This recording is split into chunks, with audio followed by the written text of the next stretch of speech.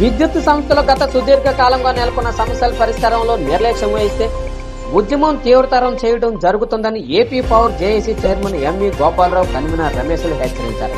స్థానిక ఎస్సీ కార్యాలయం వద్ద గత 3 రోజులుగా విద్యుత్ శాఖలో వివిధ కేటగిరీలో పనిచేస్తున్న ఉద్యోగుల సమస్యల పరిష్కారానికి రిలే నిరాహార దీక్షల నిరసనలు తెలియజేయడం విదితమే. ఈ ఉద్యమ కార్యాచరణలో భాగంగా చైర్మన్ ఎంవి గోపాలరావు ఆధ్వర్యంలో ఉద్యోగులతో కలిసి శాంతి ర్యాలీ నిర్వహించారు. తదనంతరం కలెక్టర్ వద్దకు వెళ్లి రిప్రజెంటేషన్ అందించారు.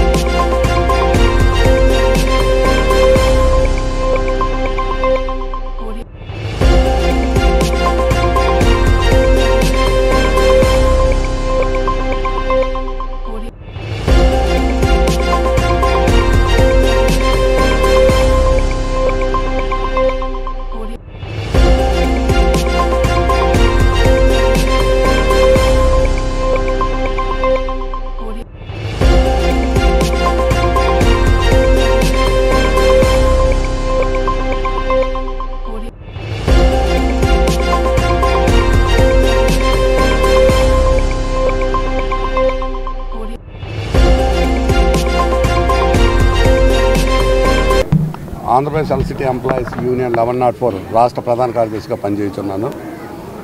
గత కొన్ని కాలంగా దీర్ఘకాలిక సమస్యలు ఈ విద్యుత్ రంగంలో ఉన్నాయి. గత ప్రభుత్వం నుండి కూడా ఉన్నాయి. మరి ఈ ప్రభుత్వం మారాక మేము మంచి ప్రభుత్వం, స్నేహపూర్వక ప్రభుత్వం, ఉద్యోగాల పట్ల ఆశాభావంతో గెలిపించుకున్నాం. మరి అందుకనే సంవత్సరాల పాటు ఈ ప్రభుత్వం వల్ల న్యాయం జరుగుతుందని మరి ఇంతవరకు కూడా మేము వేచి ఉండడం జరిగింది. మరి ఏదేమైనప్పటికీ కూడా ప్రభుత్వాలు మారినా అధికారులు మారలేదు, అధికారులు తీరు మారలేదు. మరి ఎన్నిసార్లు కూడా సమస్యల మీద చర్చలకు వెళ్తుంటే సానుకూలంగా స్పందించి తర్వాత అవి మినిట్స్ రూపంలో ఏవి కూడా రాని పరిస్థితి. సంవత్సరం నుండి ఇదే కాలయాపన. దపదపాలుగా ఒత్తిడి తీసుకొచ్చినా వాళ్ళలో మార్పు రాలేదు. చివరికి విధిలేని పరిస్థితుల్లో 23 సంఘాలతో జేఏసీ ఏర్పడి మరి ఈ సమస్యల మీద క్రోడీకరించి మా డిమాండ్లను పొందుపరిచి భవిష్యత్తులో మా తాలూకా అసంతృప్తి నిరసన కార్యక్రమాల్లో తెలియజేస్తామని సమ్మె నోటీస్ ఇవ్వడం జరిగింది. దానికి పూర్తిగా నైతిక బాధ్యత ట్రాన్స్కో యాజమాన్యందే. ఈరోజు ఈ పరిస్థితి కారకులు కూడా వాళ్ళే. మరి ఎప్పటికీ కూడా వాళ్ళ స్పందన లేదు. 15వ తారీఖు నుండి దాదాపుగా వారం రోజుల పాటు ఫస్ట్ మేనర్లో కార్యక్రమాలు చేశాం.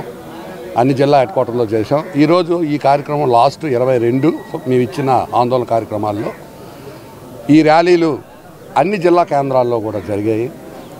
భవిష్యత్ కార్యాచరణ కూడా రేపు 25వ తారీఖున అన్ని జిల్లాలతో కూడా జేఏసీతో కూడా ఒక సమావేశం విజయవాడ కేంద్రంగా ఏర్పడి అక్కడ సమీక్ష చేసి భవిష్యత్తులో ఎంత త్యాగానికైనా సిద్ధపడి సమస్యలను పరిష్కార మార్గంగా హక్కులను కాపాడే దిశగా సంస్థ అభివృద్ధికి కూడా మా వంతు కృషి చేస్తూ మా మనుగడను కూడా కాపాడుకోవాల్సిన పరిస్థితి ఉంది. కాబట్టి విధిలేని పరిస్థితుల్లో అవసరమైతే మెరుపు సమ్మెకు కూడా ఈ జేఏసీ వెనకాడదని దానికి వచ్చే ఇబ్బందులకి ప్రజలు గమనిస్తున్నారు కాబట్టి నైతిక బాధ్యత యాజమాన్యాలది, ప్రభుత్వాలతో అవుతుంది.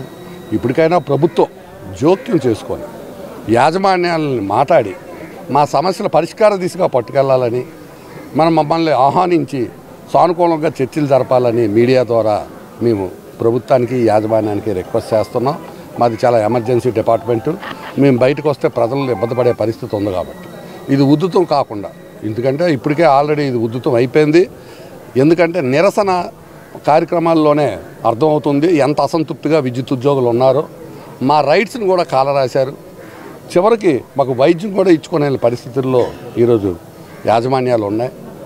ఇంత ప్రమాదకరమైన డిపార్ట్మెంట్లో పనిచేస్తున్నప్పుడు రాత్రి పగలు ప్రజలకు సేవ చేయడానికి వెళ్ళేటప్పుడు ప్రమాదానికి గురి అయినా సరే వైద్యానికి కూడా నోచుకోలేని పరిస్థితి ఉంది. దుర్భరమైన పరిస్థితి.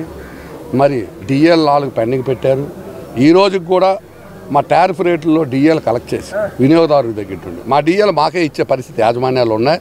దానికి విరుద్ధంగా చట్టాలని తిరగరాసి ఇప్పుడేమో గవర్నమెంట్కి డిఎల్ పెర్మిషన్ రాసాము, ఆన్ పార్ విత్ స్టేట్ గవర్నమెంట్తో వస్తేనే కానీ రావు అని తప్పుడు సమాచారం ఇస్తున్నారు.